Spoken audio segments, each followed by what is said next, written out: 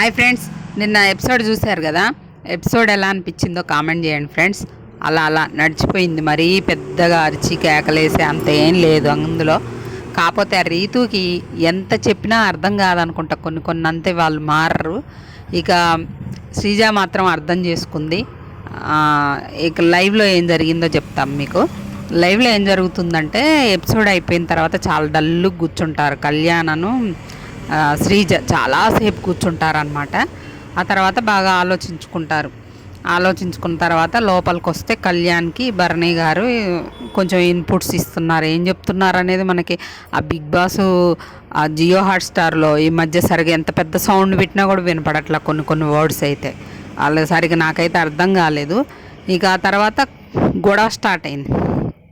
గొడవ ఎందుకురా అంటే, ఈ దివ్య ఉంది కదా, దివ్య వెళ్ళి నా బట్టలు తీసి దాచిపెట్టింది కదా మొన్న సంజన, మరి పనిష్మెంట్ ఇస్తా అన్నారు, నువ్వు కెప్టెన్గా మారిపోయినావు, తర్వాత ఇమాన్యుయల్తో చెప్తే తను కూడా ఓకే అన్నాడు, ఆ తర్వాత మళ్ళీ నీకు చెప్తున్నా అంటది.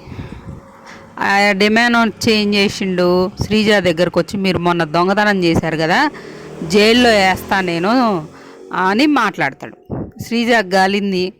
కాలి ఏమంటది, జైల్లో వేయడం ఏంది, దీనికి ఈ చిన్నదానికి జైల్లో వేయడం ఎందుకు, ఏదన్నా వర్క్ ఇస్తే చేస్తుంది కదా, చేస్తాం మేము, నాది కూడా తప్పు ఉంది కాబట్టి. ఇక్కడ నా అభిప్రాయం చెప్పాలనుకుంటున్నా ఫ్రెండ్. దివ్య పర్సనల్గా హర్ట్ అయింది కాబట్టి కెప్టెన్ కంప్లైంట్ ఇవ్వడంలో తప్పు లేదు. కానీ ఒక గేమర్గా ఆలోచిస్తే తనకు ఆల్రెడీ అదే దొంగతనాలు చేస్తుందని ఇంట్లో నుండి బయటికి పంపించాలని ఓట్స్ వేసారు. మెయిన్ రీజన్ అదే కదా.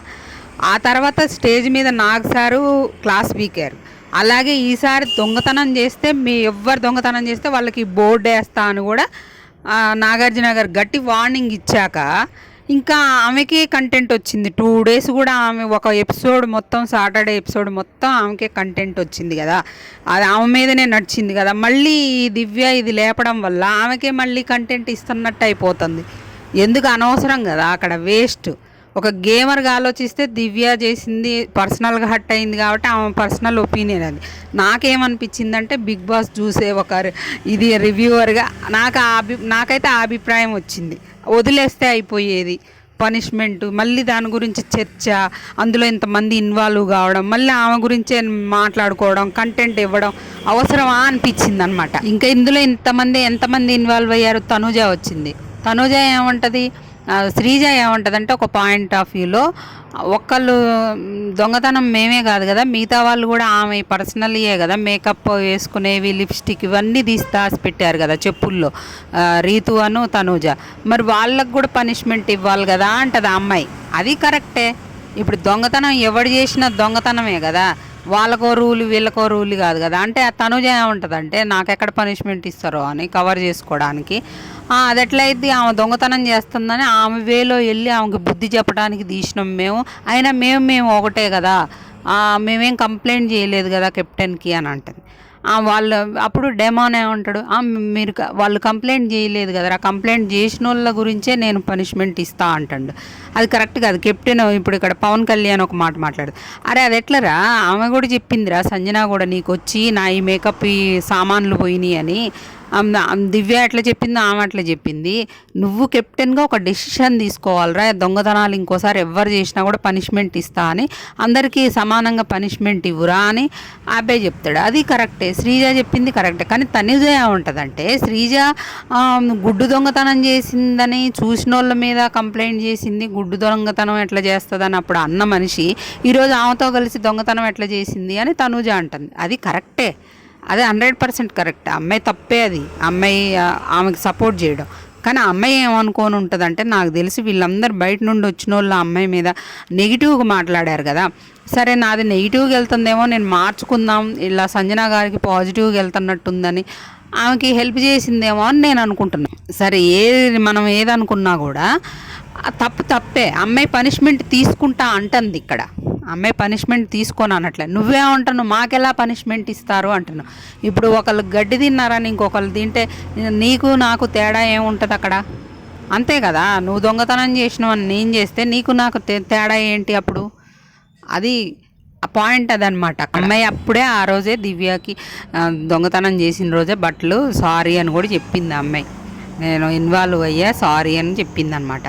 ఇక దాని దగ్గర రచ్చ మొత్తం అందరు గొడవ, ఇంకొక గొడవ కూడా జరిగిందట. ఏదో వెల్లుల్లిపాయ దగ్గర తనూజాకి అలాగే మన సంజనాకి పెద్దగా రచ్చ అయిందంట. అది కూడా మనకు ప్రోమో వస్తుంది. అలాగే ఈరోజు నామినేషన్లోకి అయితే శ్రీజ వచ్చింది, ఫ్లోరా వచ్చింది, హరీష్ వచ్చాడు. కొన్ని టాస్క్లు అయితే పెట్టాడు ఇమ్యూనిటీ కోసం. ఇమ్యూనిటీలో మనకి నిన్న ప్రోమోలో చూపిస్తాడు కదా, మన సంజనాను ఇమాన్యుయల్ ఒక టీము, దివ్య మన సుమన్ శెట్టి ఒక టీము. ఇక్కడ గేమ్స్లో సుమన్ శెట్టి తనూజ మాత్రం అదరగొట్టారంట.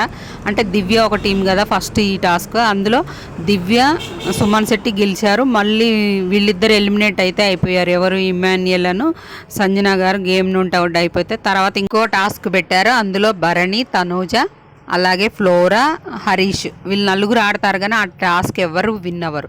ఇంకొక టాస్క్ కూడా జరిగిద్ది. శ్రీజ, రాము ఒక పేరు, ఇంకా ఈతు, పవన్ కళ్యాణ్ ఒక పేరు.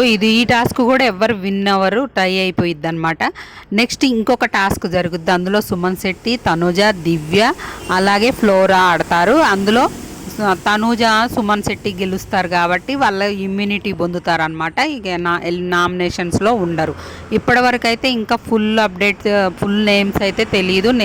నా గెస్సింగ్ ప్రకారం అయితే శ్రీజ నామినేషన్లోకి వచ్చింది, అలాగే మన ఫ్లోరా నామినేషన్లోకి వచ్చింది, ఇంకా నెక్స్ట్ మన హరీష్ కూడా నామినేషన్లోకి వచ్చారు, దివ్య నామినేషన్లోకి వచ్చింది. ఇంకా వీళ్ళు నలుగురు అయితే కన్ఫామ్. ఇంకా ఇద్దరు ముగ్గురు నేను గెస్ చేసి చెప్తున్నా, సంజన, ఆము, వీళ్ళు కూడా నామినేషన్లోకి వచ్చే అవకాశాలు అయితే ఉన్నాయి. ఇంకా ఫుల్ అప్డేట్, ఇంకా ఫుల్ లిస్ట్ రాగానే నేను మీకు మళ్ళీ అప్డేట్ చేస్తా ఫ్రెండ్స్. వీడియో నచ్చితే మాత్రం లైక్ చేయండి, అలాగే మన ఛానల్ని సబ్స్క్రైబ్ చేసుకోండి.